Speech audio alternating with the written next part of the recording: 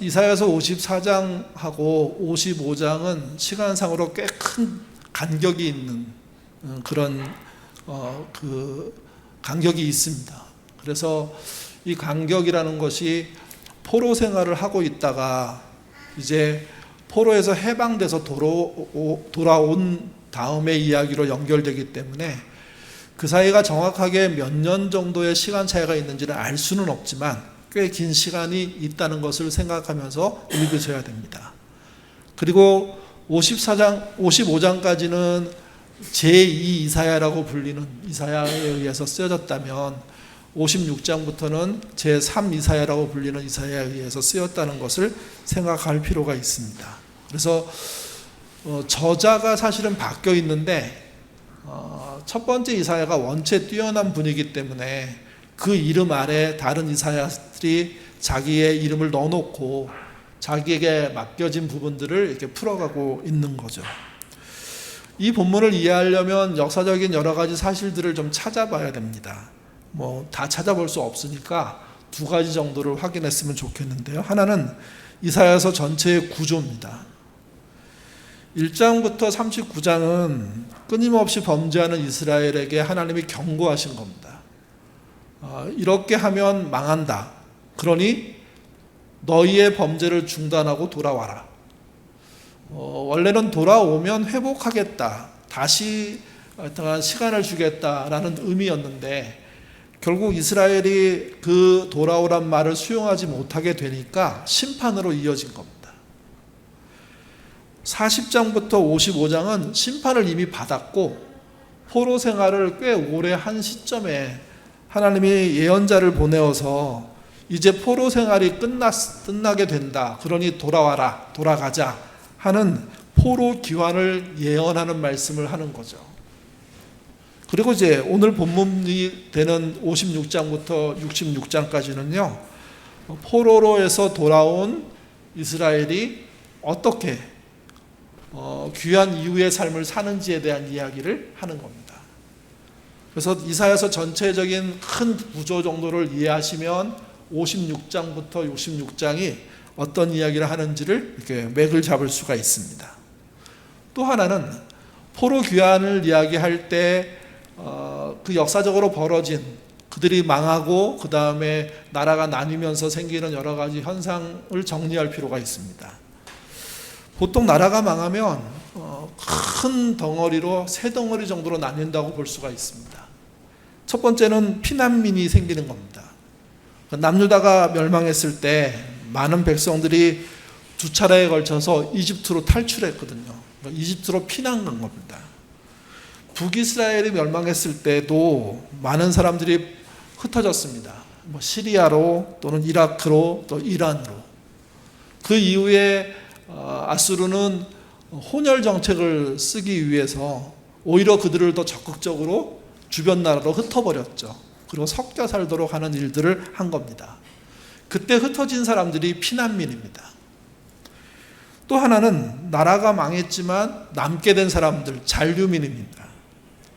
그들은 두 분류로 나뉘게 되는데요. 하나는 아무 힘이 없어서 옮길 만한, 도망칠 만한 여력이 없어서 힘없이 그냥 그 땅에 머물러 살았던 사람들입니다.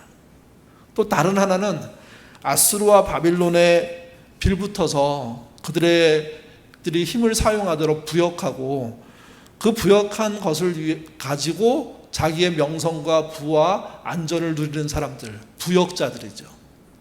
그러니까 가난한 사람들과 부역자들이 잔류민으로 남게 된 겁니다. 특별히 부역자들은 가난한 사람을 억압하고 그 다음에 아수르나 아니면 바빌론한테 상황을 보고해주고 그리고 그들의 보호를 통해서 이권을 챙기는 그런 식의 나쁜 일들을 감행해서 나라 자체를 더 망가뜨리고 더 피폐하게 만드는 일들을 했던 사람들이죠. 세 번째는요, 포로로 잡혀간 사람들입니다. 남유다가 멸망했을 때 바빌론에 있었던 왕족, 귀족, 기술자, 학자, 엘리트 층들이 대거 포로로 잡혀갔습니다. 이유는 간단합니다. 그들을 포로로 잡아놓으면 이스라엘 회복 자체가 어렵기 때문에 가능성이 줄어들기 때문에 바벨론은 아주 강력하게 그들을 한 곳에 모아놓고 그리고 집중적으로 관리하고, 물론 자유를 주기는 했지만 뚜렷하게 노예로서 사용하는 일들을 감행했던 거죠. 그래서 포로로 잡혀간 사람들이 있었던 겁니다. 그러니까 결국 남유다가 망하고 난 다음에 피난 갔던 사람들, 잔류로 남아있던 사람들, 포로로 잡혀간 사람들이 결국은 그들의 백성이었던 거죠. 그 중에 우리가 읽는 56장은 그들이 포로 생활하는 사람들이 본국으로 돌아와서 벌어지는 이야기인 겁니다. 여러분 한번 생각해 보십시오. 포로로 귀환해서 이스라엘에 돌아와서 재건을 꿈꾸는데 그 일이 쉬웠을까요? 하나님이 포로로 해방시켜 주셨으니까 재건 역시도 순탄한 일로 만드셔 주셨을 거라고 생각하는 분이 많을 건데, 과연 진짜 그게 순탄했을까요? 문제는 재건이란 것 자체가 쉬운 일이 아니라는 겁니다.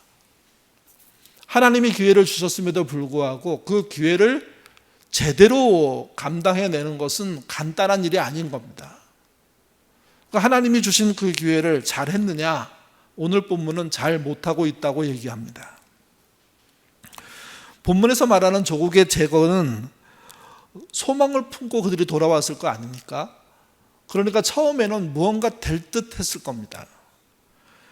무너진 성읍을 보고 마음도 아프고 성전의 회파된 모습을 보고 정말 쓰라린 생각들을 했지만, 그래 이제 돌아왔고 하나님이 돌아오게 하셨으니 해보자 하는 마음들이 있었겠죠.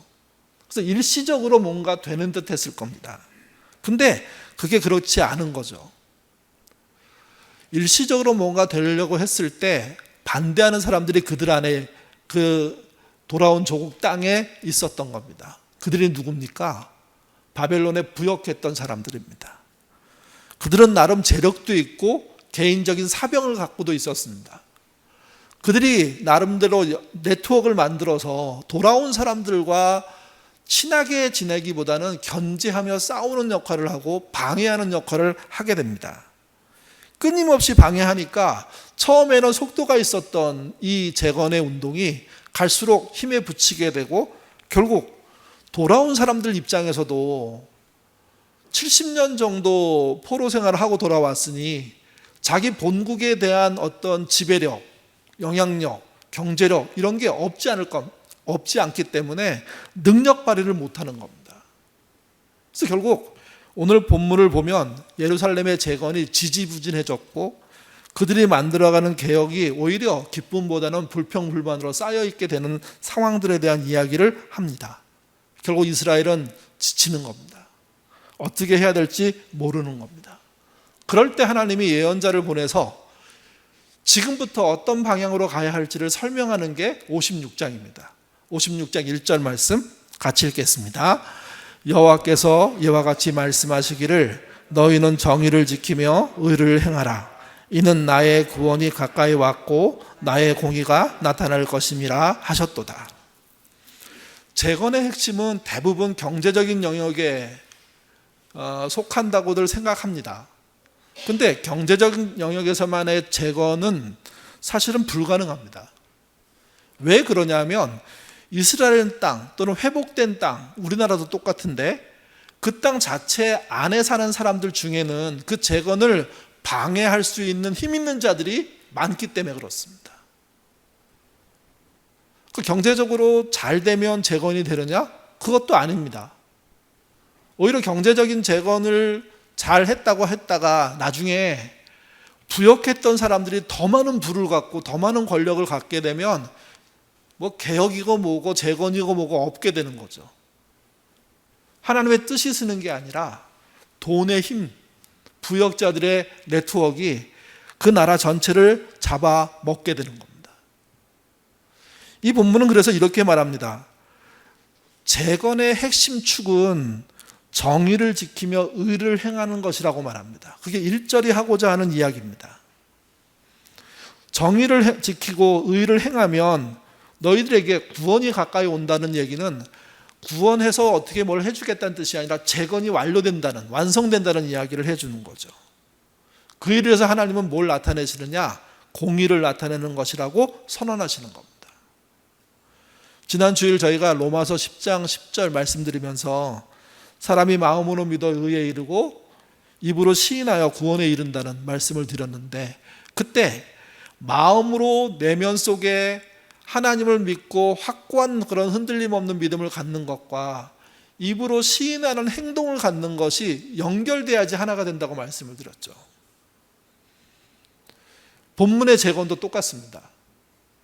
경제적인 게 핵심이 아닙니다. 공의를 이루는 게 핵심입니다. 그 공의는 뒤에 어떤 내용을 갖고 있는지 설명해 줍니다. 그러니까 그 공의가 무너지면 뭐가 무너지는 거냐면 내면에 있는 믿음이 바깥으로 표현되는 게 무너지는 겁니다.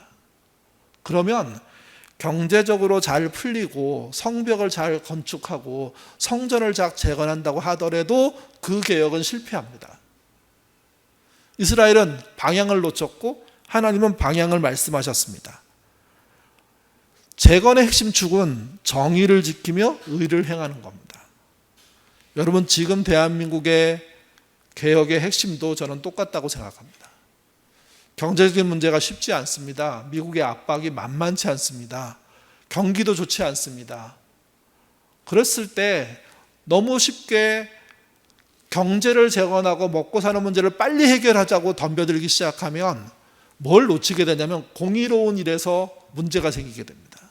그러면 잘 살게 되는 시점을 통해서 정의가 무너지는 일들이 벌어지고 결국은 잘 사는 문제도 어그러지는 일들이 되게 되는 겁니다.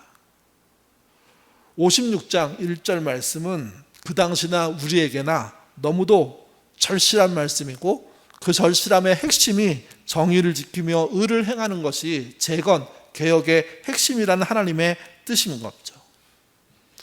그렇다면 여기서 말하는 정의, 공의, 공평 이런 말은 뭘 말하는 걸까요? 1절의 해설이 2절에 있습니다. 56장 2절 말씀 같이 읽겠습니다.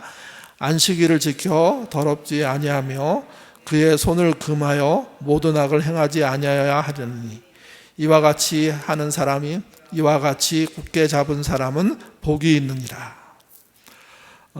개역개정의 번역은 순서가 좀 이렇게 뒤집어져 있습니다. 안식일이 먼저 나왔죠. 그리고 그 뒤에 좀 애매하게 그의 손을 금하여 모든 악을 행하지 않는 것이라는 말이 따라옵니다. 근데 우리가 그 묵상하는 하나님 나라 큐티는 새 번역인데 새 번역은 순서를 달리합니다. 새 번역 같이 한번 보시죠. 읽겠습니다. 공평을 지키고 공의를 철저히 지키는 사람은 복이 있다. 안식일을 지켜서 더럽히지 않는 사람, 그 어떤 악행에도 손을 대지 않는 사람은 복이 있다. 뭐가 바뀌어 있습니까? 안식일은 여러 가지 정의적인 차원이 있다고 하더라도 우리로 치면 주일의 개념입니다. 그러니까 예배와 모임의 개념으로 이 방향성이 이렇게 정해질 수 있습니다. 그러니까 예배와 모임을 잘하면 그러면 개혁되고 재건된다. 이렇게 논리를 풀 수가 있는 겁니다. 그러니까 개혁개정은 그렇게 풀어가도록 쉽게 생각하도록 만들어져 있는 구절이라는 거죠. 근데 새 번역은 그것의 순서를 뒤집습니다. 그리고 그 뒤집는 게 원어의 순서에 맞습니다. 새 번역이 말하는 재건의 가장 중요한 기틀은요, 공평을 지키고 공의를 철저히 지키는 사람입니다. 경제적인 재건을 해내는 사람, 군사적인 복원을 해내는 사람, 그런 어떤 인간의 능력의 실력이 아니라 하나님이 제시하는 공의와 공평을 철저히 지키려고 애쓰는 사람이 복을 얻게 된다는 거죠. 재건을 이루게 된다는 거죠. 또 그 다음에 따라오는 게 안식일을 지켜 더럽히지 않는 사람입니다. 그리고 다시 그 악행에도 손을 대지 않는 사람, 손을 더럽히지 않는 사람이라는 의미죠. 그러니까 양쪽에 공평과 정의 그리고 의가 있는 상태에서 가운데 종교적인 의미에서의 안식일, 우리로 치면 주일의 의미가 들어있는 겁니다. 무엇가 중심인지를 보여주는 겁니다. 하나님의 중심이지만 표현된 홍서로 보면 예배 이전에 공의로운 삶입니다. 공평하려고 노력하는 애씀입니다. 그 노력과 수고가 없다면 개혁의 방향, 재건의 방향이 틀어진다는 거죠. 그 방향을 놓친 상태에서의 재건은 결국은 부역자들이 그들이 갖고 있는 돈과 네트워크로 그 나라를 다시 구워 삶아버리는 겁니다. 우리도 그런 경험들을 오랫동안 하고 있죠. 그때 개혁했어야 되는데, 그때 공의를 세웠어야 되는데 그것 못하고 정신없이 끌려다니다가 결국 힘 있는 삶, 땅 있는 삶, 권력 잡은 사람들이 다시 주인이 돼버리는 세상을 만들지 않았습니까? 지금 56장 1, 2절의 상황은 이스라엘이 그런 상황인 겁니다. 재건이 하나하나가 되는 겁니다. 개혁이 엉망으로 지금 빠지게 되어 있는 겁니다. 하나님이 가만히 있지 않으셨습니다. 공평과 정의로, 공의로 이 일을 하자. 나에게 예배드리는 건 그 다음이다. 그렇게까지 말씀하십니다. 그렇다면 이스라엘이 실천해야 될 공평과 공의는 뭘까요? 구체적으로 그게 3절부터 5절 그리고 그 이하의 7절까지 설명이 쭉 나옵니다. 그 7절까지의 말씀을 둘로 나눠볼 수가 있습니다. 첫 번째가 3절부터 5절입니다. 같이 읽겠습니다. 여호와께서 연합한 이방인은 말하기를 여호와께서 나를 그 백성 중에서 반드시 갈라내시리라 하지 말며 고자도 말하기를 나는 마른 나무라 하지 말라. 여호와께서 이와 같이 말씀하시기를 나의 안식일을 지키며 내가 기뻐하는 일을 선택하며 나의 언약을 굳게 잡은 고자에게는 내가 내 집에서 내 성 안에서 아들이나 딸보다 나은 기념물과 이름을 그에게 주며 영원한 이름을 주어 3절부터 5절은 세 절인데 3절은 이제 표현은 좀 이렇게 좋은 표현은 아닌데요. 포용해야 한다는 이야기를 합니다. 누굴 포용해야 되느냐? 이방인과 여기는 고자라고 표현되어 있습니다. 보통 장애인이라고도 쓰이고 사회적 약자라고도 번역하는 거 괜찮아 보입니다. 요즘은 이 말을 안 쓰잖아요. 왜냐하면 장애의 상태를 구체적으로 지적하기 때문에 그 지적이 도움이 되냐 하는 의미에서 안 쓰지만 고대로 올라가면 이 고자란 표현은 자손을 번식시킬 수 없다는 내용으로서 굉장히 그 사회에서는 저주받은 사람이었습니다. 그러니까 저주받은 자의 대표 뭐 이렇게 볼 수 있는 거죠. 그런데 그들이 하나님의 공의와 공평 안으로 들어와야 된다는 겁니다. 누가 들어오게 해야 되느냐? 하나님은 이미 들어오게 하셨으니까 믿는 사람들이. 포로 전에 유대는 이방과 그 다음에 그 사회적 약자를 속간했습니다. 그리고 성전에 못 들어오게 했습니다. 아니 마을에도 못 들어오게 하는 경우도 많았습니다. 병에 걸리면 격리시켜버리죠. 그러니까 그런 식으로 자신의 순결성, 정결성만 높이는 쪽에 관심을 가졌는데 포로에서 돌아와서 재건을 하는 자들에게 하나님이 공의를 새로 설정하시는데 공평을 새로 설정하시는데 그것은 이방인들을 들여놓고 사회적 약자를 들여놓아야 되는 겁니다. 함께 사는 걸 말하는 겁니다. 포용이라고 제가 정리를 했는데 사실은 이 말도 폭력적일 수 있습니다. 포용이 아니라 원위치 시키는 거죠. 원래 자리로 돌아올 수 있게 하는 거죠, 이게. 그러니까 3절은 그 돌아오게 하는 일을 뚜렷하게 누구에게서 나타나야 되느냐면 이방인과 사회적 약자, 장애인, 심지어 이 본문에서는 고자 이렇게 표현하는 겁니다. 그러니까 가장 큰 저주를 받았다고 얘기되는 사람이 너희의 식구가 돼야 된다. 그게 개혁의 방향이다. 그게 재건의 방향이다. 그 얘기를 하는 거죠. 또 4절은 넘어가야 되는데 왜 안 넘어가고 있죠? PPT는? 예, 하나 더 넘기시면 4절은 동행을 말합니다. 안식일에 언약을 붙잡은 사람들이 회당에 모이거나 아니면 성전에 모이게 돼 있잖아요. 그 모이는 일에 누구도 포함되게 되냐면 고자도 포함된다 하는 이야기로 함께 사는 삶에 대한 이야기를 이렇게 펼쳐놓습니다. 그러니까 옛날에는 그들이 예배에 못 들어갔어요. 이방인도 그렇고 사회적 약자들도 그렇고 장애인도 그렇고. 근데 이제는 그런 거 다 무너뜨리고 그들이 너희의 공동체와 함께 예배를 드리는, 동행하는 모습을 나는 봐야 되겠다. 그게 공평과 정의라고 말합니다. 여러분, 우리가 성경을 읽을 때 늘 혼돈하는 것은 우리가 생각하는 공의와 성경이 말하는 공의가 다르기 때문이에요. 성경이 말하는 공의는 우리가 말하는 공의 플러스, 즉 알파를 얘기하는 겁니다. 이방인과 고자로 표현된 사회적 약자들과 함께하는, 그들을 제대로 된 위치로 돌려놓는, 그래서 그들과 함께 예배드리는, 4절은 예배까지 얘기하는 거죠. 그리고 5절에는 그렇게 하면 어떻게 할지에 대한 약속을 하십니다. 5절만 다시 한번 우리 뒤로 돌아가서 읽어볼까요? 5절만. 네, 5절 끝에 부분입니다. 같이 읽겠습니다. 내가 내 집에서 내 성 안에서 아들이나 딸보다 나를 기념과한 이름을 그들에게 주며 영원한 이름을 주어 끊어지지 않게 하리라. 예, 고자라는 그 단어는 이미 후손이 끊긴 거잖아요.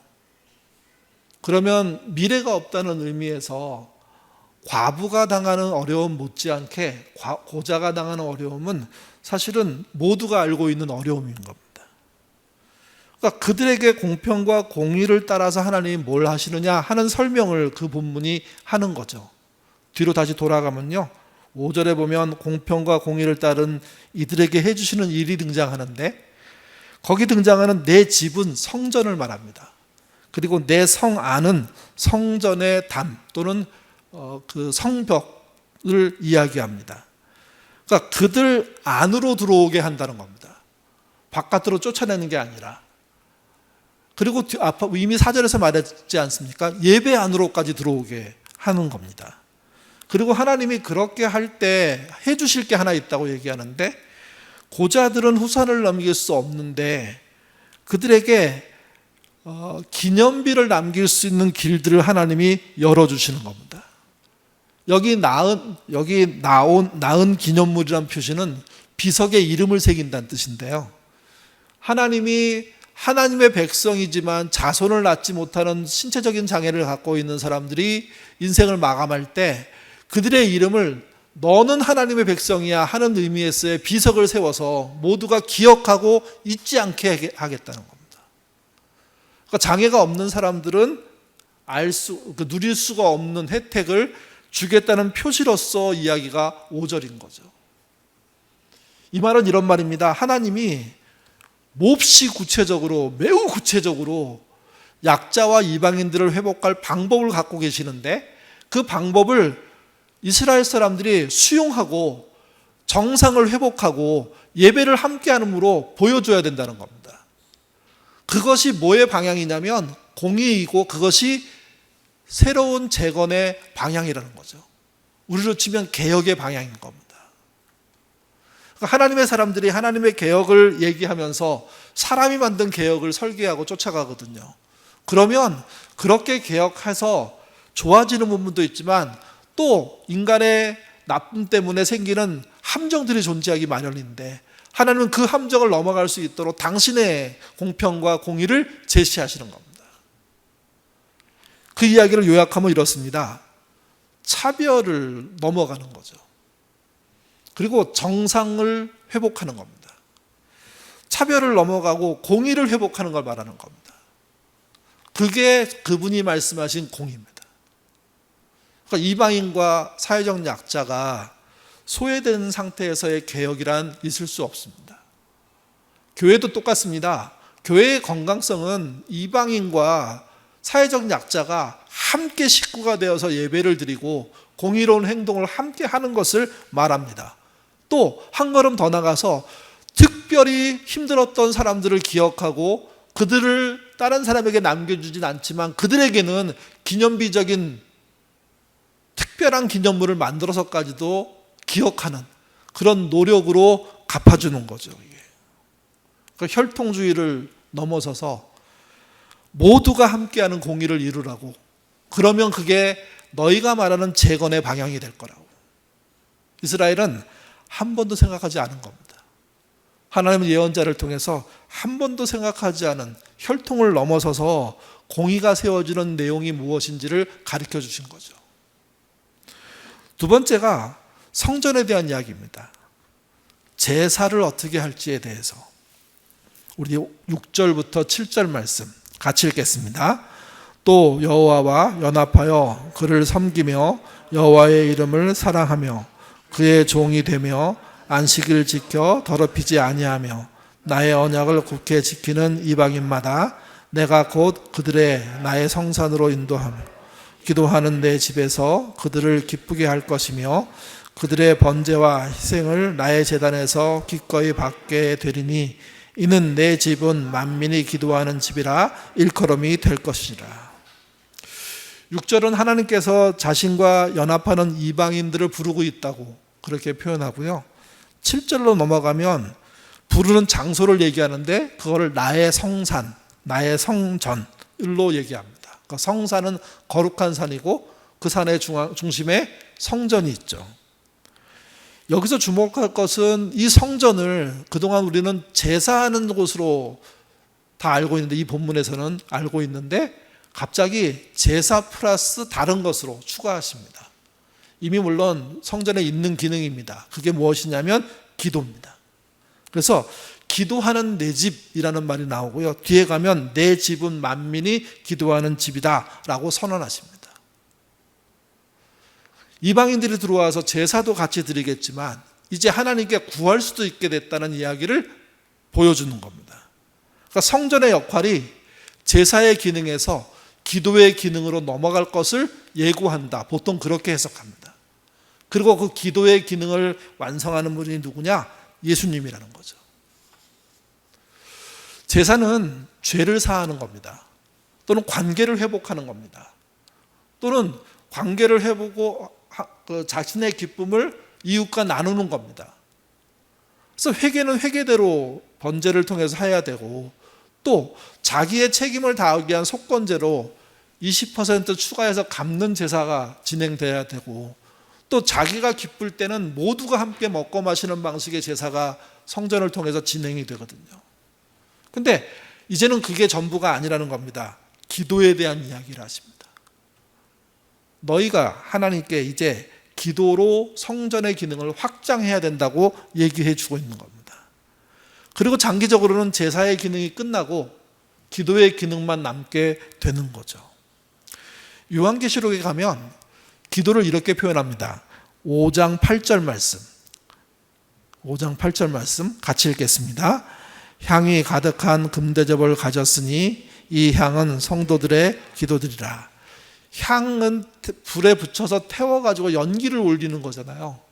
그것을 성전 안에서 기도로 표현하고 있고, 그것이 마지막 시대에 가서도 똑같이 향은 성도의 기도라 라고 표현되므로 기도가 마지막까지 남아있음을 설명하는 겁니다.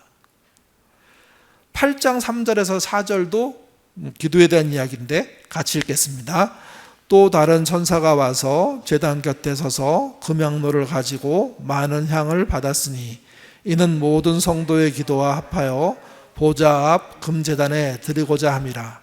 향연이 성도의 기도와 함께 천사의 손으로부터 하나님 앞으로, 금향로에 불이 붙여지고 향이 이렇게 올라가잖아요. 그러면 4절의 이야기에 따르면 천사가 그걸 손으로 딱 받쳐가지고 그냥 아무데나 날아가지 않게 하기 위해서 받치는 거죠. 그리고 그걸 어디로 인도하냐면 하나님 앞으로 끌고 올라간다는 거예요. 끌고. 그걸 기도다 이렇게 표현합니다. 그러니까 누군가 기도하면 천사가 동원된다는 이야기고, 이건 뭐 이미 들으신 얘기일 겁니다. 그 천사의 역할은 그 기도가 하나님 앞에 빠짐없이 상달되도록 하는 것이라 하는 설명이 가능한 겁니다.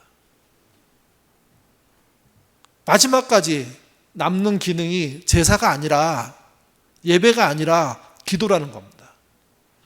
그리고 그 기도를 일찌감치 오늘 본문 이사야서 56장에서 기도로 전환되는 그 과정에 대한 이야기를 선언하시는 거죠. 기도가 이루어지고 기도가 통하고 기도가 완성되는 관계로 하나님이 가시겠다는 겁니다. 그래서 두 가지의 변화를 얘기하십니다. 공의와 공평의 차원에서. 공의와 공평은 이방인들이, 사회적 약자들이 믿음의 공동체 안에 들어와서 한 식구가 되는 것을 말하고 그들과 함께 예배드리는 것이다.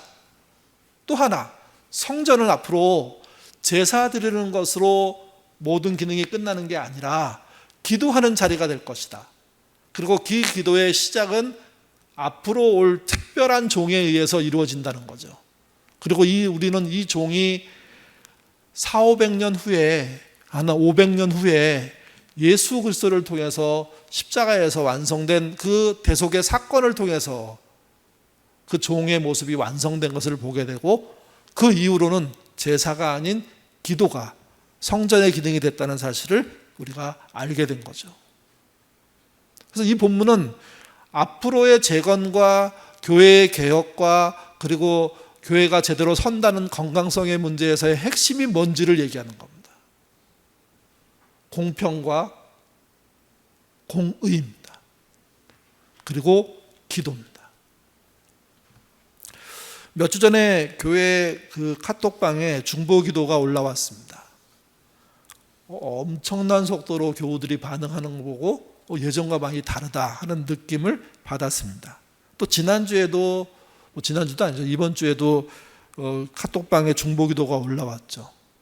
아주 빠른 속도로 숫자가 올라가기 시작하고 기도하고 있다고, 기도한다고 격려하는 문자들이, 답장들이 막 올라가는데, 제가 50개 넘게까지 쉬고 그만 쉬었는데요, 좋아요까지 다 하면 7, 80개 이상 되는 반응이 있었습니다. 당연할 거라고 생각하실 겁니다. 교우 중에 누군가 아프다고 하고 위급하다고 하면 그 소식을 올린 사람들을 알고 있는 사람들이, 또는 모른다고 하더라도 같은 교인들이 기도해주고 기도하고 있다고 응원해 주는 것이 너무나 당연하다고요. 근데 여러분, 그 전으로 올라가면 지금 같지는 않았습니다. 지금이 훨씬 저는 좋아졌다고 생각합니다. 여전히 우리 공동체 안에 기도가 필요하다고 생각하는 사람이 기도 제목을 올리고, 그걸 본 사람들이 나도 기도해야지 하고 기도해 주는 그런 상황들이 이어지고 있다는 겁니다. 좋은 일이고 유익한 일입니다.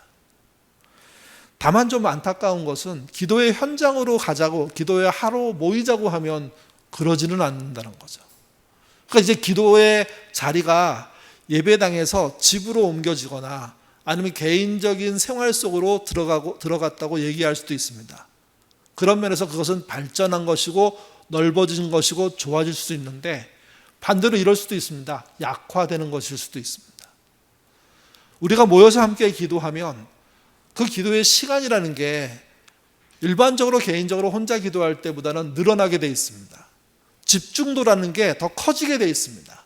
반응이라는 게 더 많아지게 돼 있습니다. 그래서 기도는 모여서 함께 할 때 훨씬 더 자기의 능력을 넘어서서 더 하나님께 많은 기도를 하게 되게 되는 거죠. 근데 그 기도가 개인적으로 흩어지고 우리 교우들의 삶의 현장으로 들어가면서 기도는 짧아지고, 좀 죄송한 표현인데 애매해집니다. 가장 애매해지는 것을 뭐로 볼 수 있냐면 식사기도입니다. 그냥 눈 감았다 뜨는 형식의 기도로 난 기도했어, 그렇게 하게 되는 거죠. 만약에 한 1분 정도 기도하면 눈총 받습니다. 주변 사람들이 불편해합니다. 옛날에 저희 기도 배울 때 식기도는 그날 그 시간 가장 필요한 자를 위한 기도를 꼭 해야 된다고. 그러면 당연히 1분, 2분 되거든요. 그리고 눈 뜨면 다들 먹고 있거나 아니면 쳐다보고 있거나, 그러니까 다음에는 혼자 있을 땐 그렇게 해도 열어둘 땐 못하겠구나, 그런 속성이 생기는 거라는 거죠. 그러면서 많아지는 게 뭐냐? 영적인 침체입니다. 영적인 침체의 대표적인 증상이 뭐냐? 기도가 중단되고 간편화되는 겁니다. 시간 들어가는 것들이 줄어드는 겁니다. 모임 자체가 흐지부지 되는 겁니다. 기도는 영적인 호흡인데, 호흡을 멈추고 잠행하듯 잠수하듯 또 간편하게 만들어서 영적 침체가 당연히 오도록 만드는 스타일이 우리 신자들의 스타일이 되고 있다는 겁니다. 사무엘상 1장에 가면 한나의 기도가 나오죠. 아이를 낳지 못하는 여인의 간절함입니다. 그 기도는 형식적이고 의무적이지 않습니다. 그야말로 자기가 갖고 있는 한계를 놓고 하나님께 매달리고 있는 겁니다. 그 기도의 가장 대표적인 모습이 통곡하는 겁니다.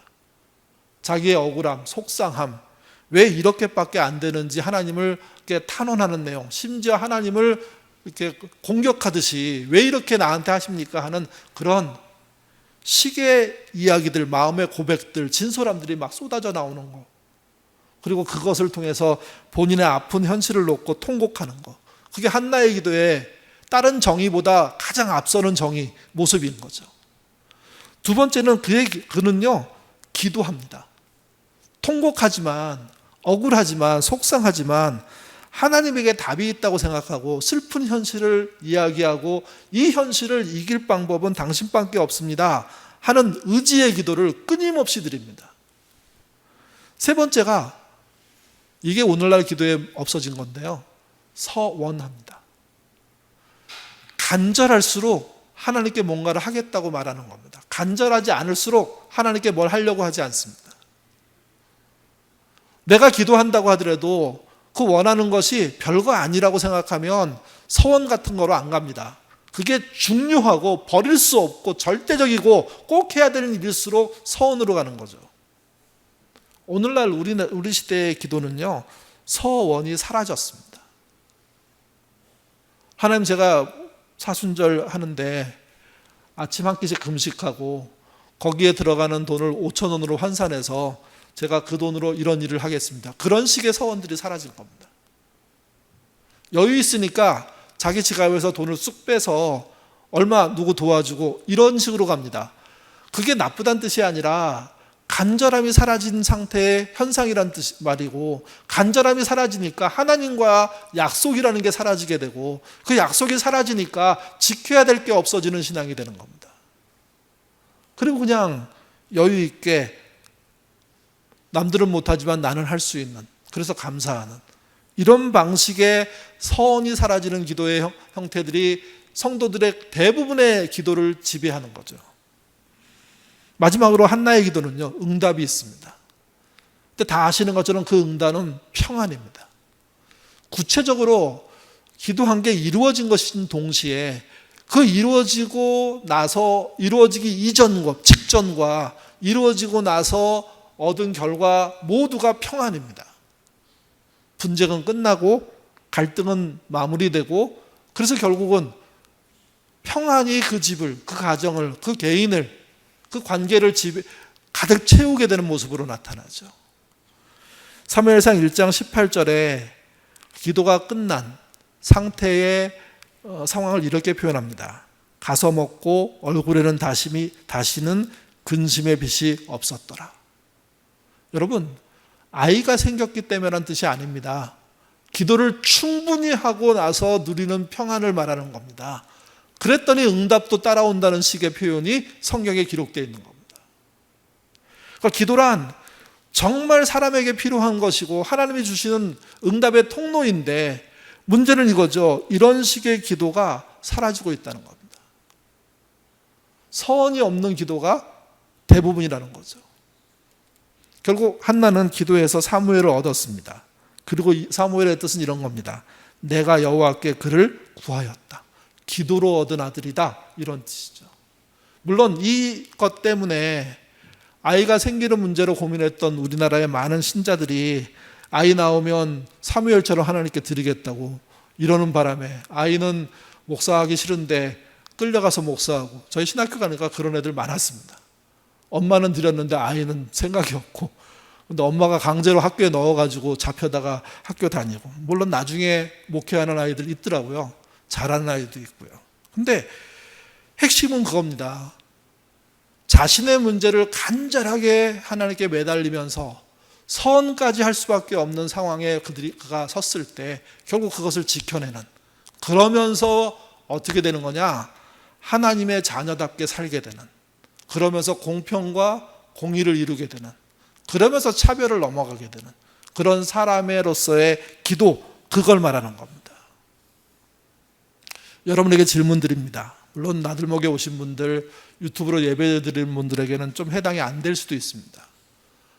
그렇지 않은 많은 분들에게 사실 질문하는 건데, 항상 중요한 질문은 열심히 하는 사람들만 듣죠. 중요한 질문은 열심히 하지 않는 사람들은 받지도 않습니다. 언제부터 기도가 사라졌는지 이 설교를 듣는 우리 교우들이 있다면 한번 생각해 보십시오. 어떤 분들이 그러더라고요. 교회가 문제가 많아서 목사들이 사고 쳐서 어느 날부터 상처받지 않으려고 기도하지 않는다고. 그게 맞는 말일까요? 저는 교회로부터 목사로부터 상처받았기 때문에 기도를 못하게 되는 분들이 있다는 거 압니다. 근데 그분들한테 말씀드리고 싶습니다. 그렇더라도 기도해서 극복해내셔야 됩니다. 기도하지 않는 명분을 만들어 놓고 기도하지 않으면서 그 상대방들을 욕하는 것으로 모든 걸 끝내는 것은요, 정말 잘못된 방법입니다. 정말 미련한 방법입니다. 나도 망하고 저들도 망하자는 거죠. 왜 기도하지 않게 되었을까? 이건 사회적인 통계가 있습니다. 잘 살게 되면서, 수입이 많아지면서, 돈이 있으면서, 병에 걸려도요, 돈이 있는 사람들 기도하지 않습니다. 돈으로 안 된다는 생각이 들어야 기도가 시작되는 겁니다. 그래서 우리 게시판에 돈이 있는 사람들임에도 불구하고 가족의 아픔과 어려움을 놓고 기도의 제목을 올리고 기도를 하겠다고 대답하는 것이 고무적인 이유는 돈으로 할 수 있고 치료로 할 수 있는데 믿음으로 할 수 있다고 생각하고 믿음만의 길이라고 생각하는 것이 더 커져 있는 모습이라는 거죠. 누군가 올렸을 때 또 빠르게 반응하면서 격려하고 본인도 실제 기도하고 하나님이 도우셔야 된다, 도우시면 좋겠다, 이런 마음이 막 살아 움직이는 그것이 대안인 겁니다. 그러니까 그런 기도에 참여하지 않고 그런 기도가 없고 그런 기도에 관심조차 없는 것, 그게 과연 정상적인 기독교인인지 생각해 보셔야 됩니다. 물론 답변하기 어렵고 꼭 답변을 해야 되냐, 기도하면 되지, 그렇게 생각하는 분들이 많은 거 압니다. 좋은 일이고, 근데 여러분의 기도가 누군가의 격려가 된다면 여러분 표현해서 격려하는 것 나쁜 짓 아닙니다. 표현하고 기도하는 게 필요한 겁니다. 왜? 서로가 서로를 십시일반 돕는 모습처럼 돕고 있는 현장이 드러나기 때문에. 문제는 이겁니다. 수입이 많아지고 돈이 생기면서 의사의 치료를 믿게 되는 거죠. 요즘 웬만한 암은 다 의사들이 치료해. 그러니까 기도도 안 합니다. 그게 정말 제대로 된 믿음인지를 생각하셔야 됩니다. 돈으로 할 수 있어도 하나님의 도움이 필요하고, 돈으로 치료할 수 있어도 하나님께 먼저 무릎 꿇는 태도, 이것이 살아있어야지만 재건도 개혁도 변화도 새로움도 시작되는 겁니다. 이거 없이 그저 자기 욕심을 세우는 방식의 신자의 삶을 살게 되면 그분들이 재건을 막고 개혁을 막는 분들이 되는 거죠. 왜? 그들에게 공평과 공의가 안 나타나기 때문에 그렇습니다. 더 이상 하나님께 핑계하지 마십시오. 교회에게 핑계하지 마십시오. 목사에게 핑계를 돌리지 마십시오. 여러분이 불편했던 교우들에게 핑계 돌리지 마십시오. 그들과 무관하게 기도하셔야 되고 하나님께 서원할 줄 알아야 되고 매달릴 줄 알아야 됩니다. 이것이 사라진 게 안타까운 일이고 우리 신앙이 엉망이 됐다는 증거라는 거죠. 본문은 얘기합니다. 이스라엘을 재건하는 진짜 동력은 공평과 공의를 행하는 겁니다. 이 공평과 공의는 혈연 중심의 사회의 차별을 극복하고 이방인과 지체가 부자유한 사람들, 장애인들, 여기 본문에 고자라고 표현된 사람들을 신앙 공동체 안으로, 생활 공동체 안으로 함께 살도록 자리에 위치하도록 하는 거죠. 그리고 하나님의 예고를 믿어야 됩니다. 더 이상 제사가 아니라 기도로 모든 신앙이 표현될 거라는 이 사실을 알고 기도하는 자가 돼야 됩니다. 기도는 긍휼을 원하는 것이며 간절함입니다. 그래서 서원이 가능한 관계입니다. 하나님이 해주시는 것을 전제로 나도 하나님께 하고 싶다는 이 정도의 관계가 생기지 않는 신자의 기도란 사실은 형식적일 가능성이 높고 아니면 자존심을 하나님 앞에서 세우는 꼴이 되는 거죠. 누구 때문에 기도하지 못한다고 말하지 않아야 됩니다.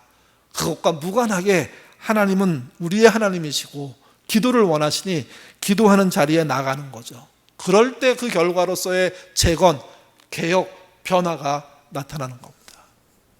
하나님은 재건의 방향을 잃고 있는 자들에게 당신이 원하는 공평과 공의를 행하라고, 제사만으로 만족하지 말고 이젠 중심으로 기도하라고, 그러면 그 기도를 하나님이 들으시겠다고 약속하시는 겁니다. 여러분의 기도가 하나님께 상달되어서 응답되는 그런 날들이 오시기를 바라고, 그 기도를 하는 과정들을 통해서 여러분의 믿음이 커가시기를 바랍니다. 그리고 정말 필요할 때는 하나님과의 비밀스러운 약속들이 세워지고 그 약속을 지키기 위한 수고와 노력들이 있으셔야 됩니다. 그런 삶으로 가시는 저와 여러분 되시기를 주님의 이름으로 부탁드립니다. 기도하겠습니다. 하나님 아버지, 혈통의 장벽을 허무시고 공의와 사랑으로 우리를 부르시니 감사드립니다. 세상의 풍요와 스스로의 능력을 의지하여 영혼의 호흡인 기도를 멈췄던 우리들의 나태함을 용서하여 주시옵소서. 다시 한나와 같이 우리의 마음을 쏟아 기도하는 것을 회복하기를 원합니다.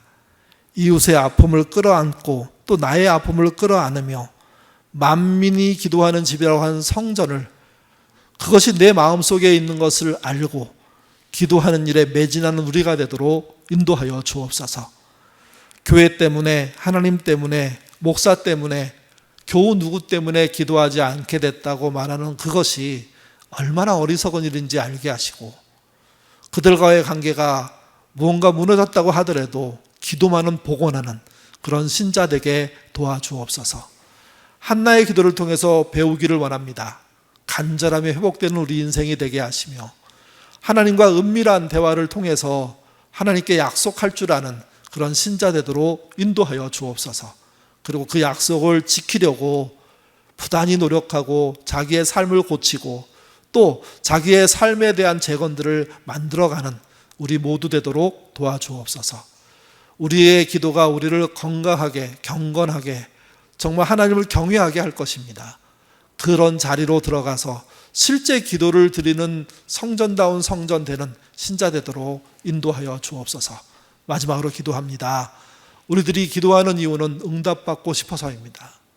하나님의 응답이 우리의 뜻과 다르다고 하더라도 하나님, 분명한 응답들을 주셔서 잘못된 기도는 고치게 하시고 잘한 기도의 응답을 쫓아 더 잘하는 기도하는 신자 될 수 있도록 인도하여 주옵소서. 마지막으로 기도합니다. 가족을 위한 기도 놓치지 않게 하시고 그 기도를 끝까지 책임지는 우리 모두 되도록 도와주옵소서. 감사하며 예수님 이름으로 기도드립니다. 아멘.